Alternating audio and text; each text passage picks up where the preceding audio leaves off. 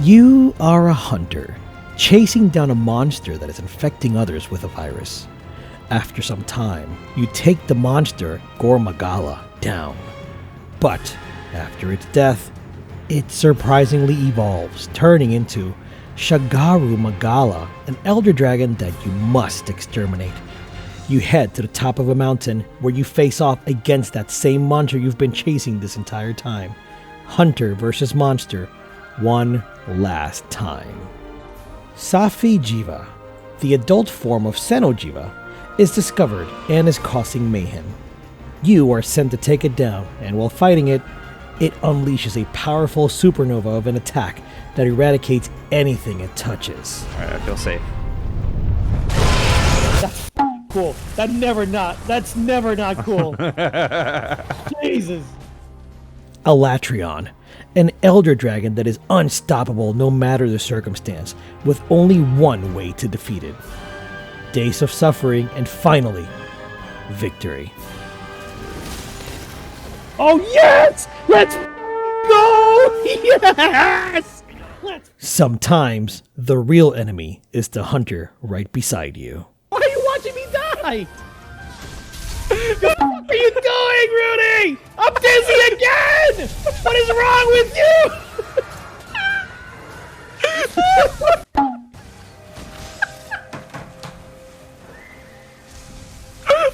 Oh my god! Tell me you guys did not see this. This man stood over my body and he's just like, hey, what are you doing, dude? I'm gonna sip some potions. Like, what are you doing?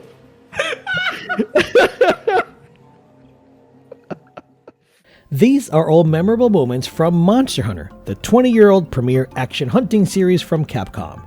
If you've been following the channel for some time, you know that I love this series and it's become one of my favorite games ever in the last 12 years or so since I started playing way back when 3 Ultimate launched on the 3DS. As someone who always thought the series looked cool but never made the jump in the really early days, I was happy to be able to finally try it out thanks to the generous gift that my brother made to me on a trip I was taking that spring of 2013, a copy of the aforementioned 3 Ultimate. So today, I want to dive into why I love the series, what makes it special, and at the same time answer some community questions that I asked a few weeks ago for the sole purpose of having stuff to talk about in this video, for the sole purpose of giving concrete answers with my knowledge of the series and quell any potential concerns. If you have ever wanted to check this game out, but had worries about losing your money or most importantly your time, this video is for you. I think every single one of you watching this video right now can get something out of this amazingly deep series. So if you would, allow me to speak for a few minutes and tell you why I think you should play Monster Hunter.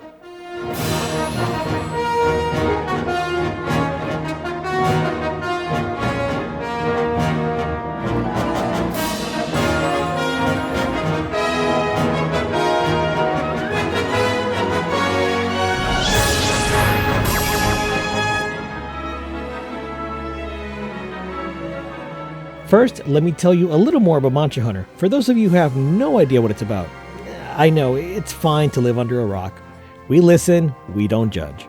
Monster Hunter, as a game series in its most simple form, starts by involving you, the player, as the hunter, going into these fantastical ecosystems to hunt big game, usually large monsters that are causing some sort of havoc or issues to nearby villages and towns.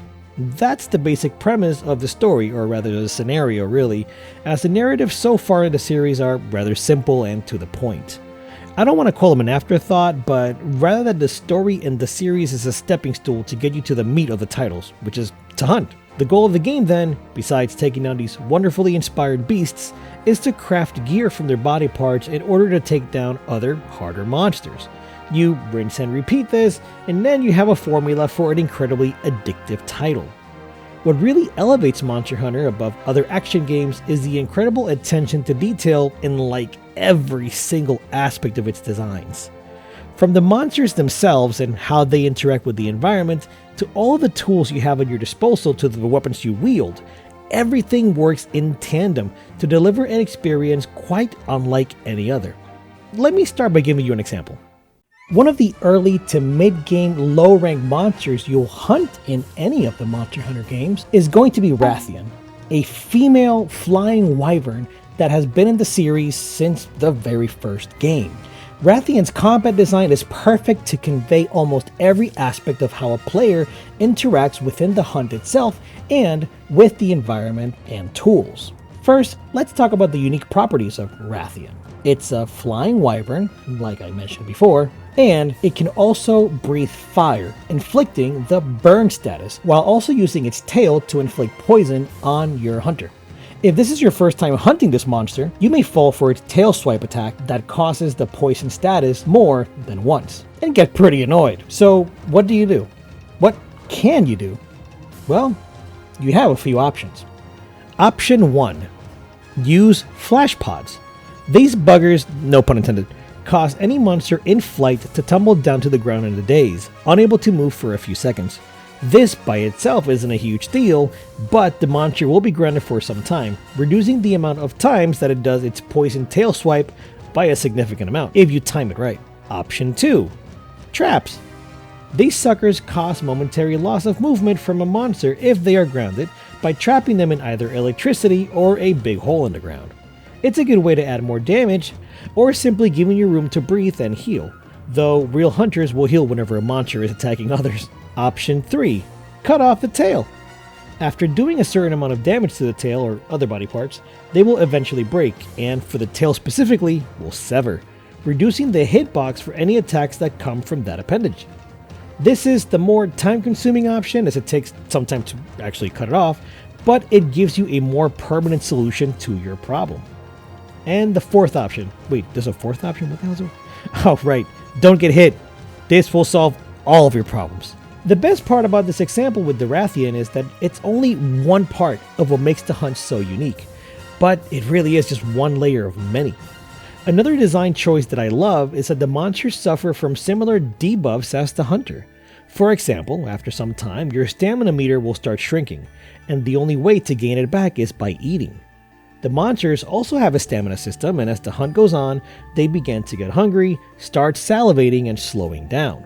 They recover from this by finding their favorite food, be it a monster or flora in the area, and eating, just like the hunter.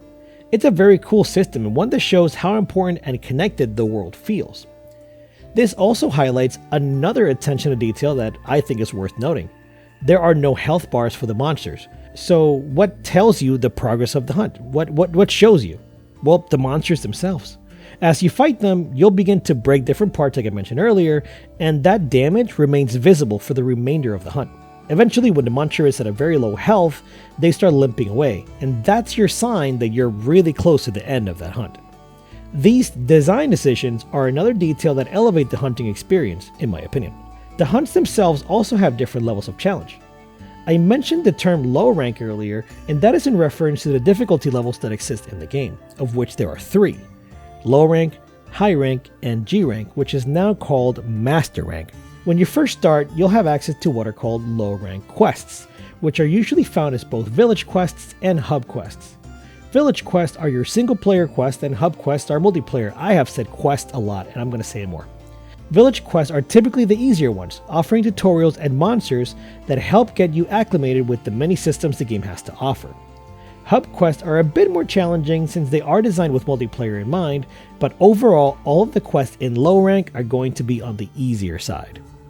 At the start of each quest, there will be an item box with supplies, and in low rank, you're given many. Potions, rations, and other items to help with status effects are the norm. Following low rank, we have high rank. These are harder quests and most require groups, though in the most recent entries, that is less of a requirement and more of an option. High rank quests have less supplies given to you at the start of each quest, and the monsters are also harder in every sense of the word. Sometimes they behave differently, but overall, their movesets remain the same until you reach master rank. This is where the real hunting fun begins, at least in my opinion. In the most recent releases, World and Rise, high rank has a bigger emphasis than in previous Western releases, as we were used to getting ultimate versions of the games that came with all 3 ranks in one. After World, however, we have to wait a year for the expansion release, which brings the master rank hunts with it. It's not ideal in my opinion, but so far they have felt worth the time and wait, since the devs not only add a ton of monsters, but also major weapon and system changes. Okay, So now that I've laid out the basics of the hunt, let's talk about the most important layer of combat, the weapons. There are 14 in total, and they are as varied as you can imagine, so much so that each one plays distinctively from one another. No two weapons feel the same, and some make it feel like you're playing an entirely different game. They're that well designed. They have a lot of depth too. You can spend dozens of hours focusing on using one weapon only, and you'll barely be scratching the surface of what you can potentially do. I started my Monster Hunter journey with the Longsword, which is a giant katana that can be used to do some cool combos, sick counters, and special moves, all while looking cool as shit. When the 4th generation released, I played Insectlave, a staff that propels the hunter to the sky, granting a ton of aerial mobility all while controlling a Kinsect, a bug buddy that buffs you depending on where it hits the body of a monster, each region of the monster having a different extract. I kept using the Insectlave until Rise released, where I used the Switch Axe and fell in love immediately. The Switch Axe is a weapon that can switch between a sword and an axe. It's one of the simpler weapons where you manage a bar by switching between both modes to maximize damage output. These are only 3 weapons out of 14, so you can imagine just how varied the gameplay can be. Each weapon will resonate with individual hunters differently, so if you decide to check out Monster Hunter, try out whatever weapon looks coolest to you and don't be afraid to experiment. You might find yourself gravitating to a weapon you'd never expect to enjoy. Let's actually change the pace a little, shall we? I mentioned earlier that when I decided to write this video, I had made a community post on YouTube and on Twitter, asking people who never play Monster Hunter why they never tried, if they had any concerns or turnoffs, what they were, in order for me to give some sort of response or answer. Well, it's that time, folks. Community Q&A time. I got a few responses, so I want to focus on 3 that really stood out and try to answer each one as best as I can. 1. Javi writes, I'd say a sense of feeling behind and feeling like I'd say a sense of feeling behind and feeling like it would be a steep learning curve jumping in at this point in the series. This is a fair question and one I think many would feel going into the series. While there is definitely a learning curve, every major release in the series has taken steps to make that curve less daunting. The games right now are the most accessible they've ever been, and Wild seem to be continuing to strain even more. Famous Koi Fish writes, I tried the Rise demo but didn't finish it. It felt a little overwhelming with mechanics that put me off. Similar to what I replied to Javi, there is a lot to learn, but the full games do a good job of teaching the players. This is something I wish Capcom would do better, as the demos and betas give very basic info tutorials. The Wilds beta did a really good job, however, compared to previous demos, thankfully. Gabriel writes, character designs and size, we talked about this, the gameplay loop of hunting, and that it makes me feel like I'm aimlessly wandering. Combat doesn't do it for me either, not sure why here. This is probably the most subjective and hardest statement to comment on of the ones I received, as this person has actually tried to get into the series previously and has had a hard time clicking with it. All I've told them myself is that Monster Hunter is one of those games where you have to give it time. Give it your trust so you can see the vision. Once you do and you find a weapon that clicks, it's an aha moment, at least for most. Help me convince this man, y'all. Comment below your best answer to his statement. I really appreciate it. And that's it for the community questions. I hope this helps answer any lingering concerns or thoughts. Now, let's get back to why you should be playing Monster Hunter. Did I mention that the game is multiplayer? Oh, I did, like some time ago. Okay, cool. Anyway, yeah, the game features 4-player co-op and it is as fun as you might expect. Running around with your buddies taking down giant beasts is fun on its own, but I found myself having the most fun when, as a group, we each help one another with our individual goals. For example, say I'm trying to craft an armor set or want to craft a weapon from a specific monster. Since each monster weapon will have a different elemental attribute or status effect, or the armors will have different weaknesses or skills. I would often tell the group I would be going for my goal monster, and they would join in and we would have a rotation of monsters in place, so we would all achieve some work within that hunting session. This right here is where I found myself the most addicted. Helping one another get that rare drop, all the while working on your own goals, crafting better and stronger gear, and then moving on to stronger and bigger monsters. Dude, you take this incredible loop, mix it with everything else that I've mentioned before, and that right there is the crux of what makes Monster Hunter special. It's really a series where everything works and comes together. The combat, the ecosystem, the hunters, the monsters, they all combine to create a living, breathing world where one cannot exist without the other. There is one aspect of the game series, however, that stands above everything else, to me anyway, and that is the monsters themselves. They are the highlight of each game, designed to invoke a wide range of emotions from creepy to funny to gross to incredibly cool. Each of the monsters has a unique design language, and the devs at Capcom must be commended.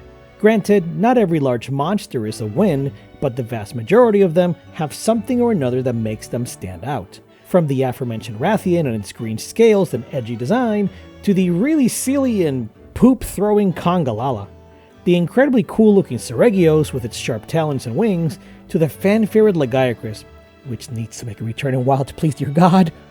There's something for everyone to enjoy.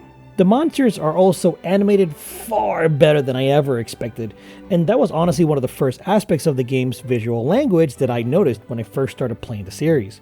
These guys look awesome moving around, with some incredible attack animations and equally alluring idle animations. Capcom spared no expense to make them feel like real animals, and it shows.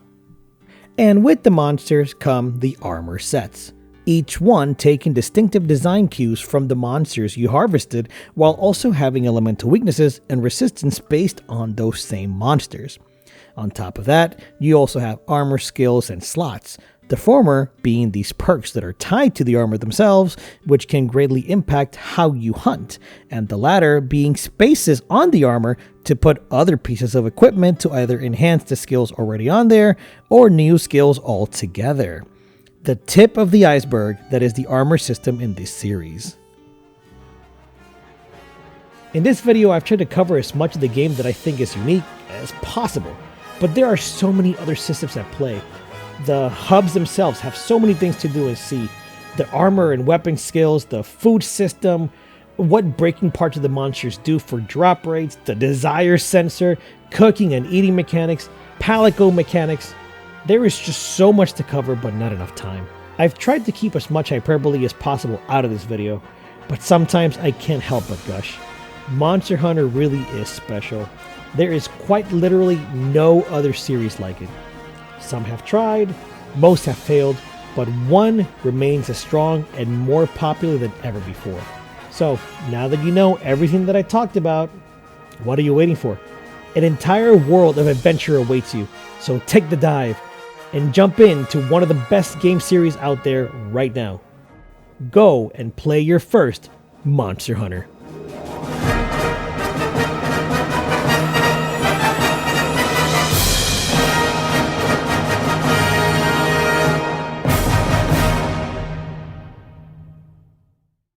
Hey, thanks for getting all the way to the end of the video. I usually don't like doing this, but please, if you enjoyed it, consider liking the video. It really truly helps, and if you want to see more of this kind of content, let me know in the comments below, and hit that subscribe button and bell button if you care, because that's what we gotta do. Thank you so much for watching. Thank you so much for your support. I hope to see you out there in the wilds.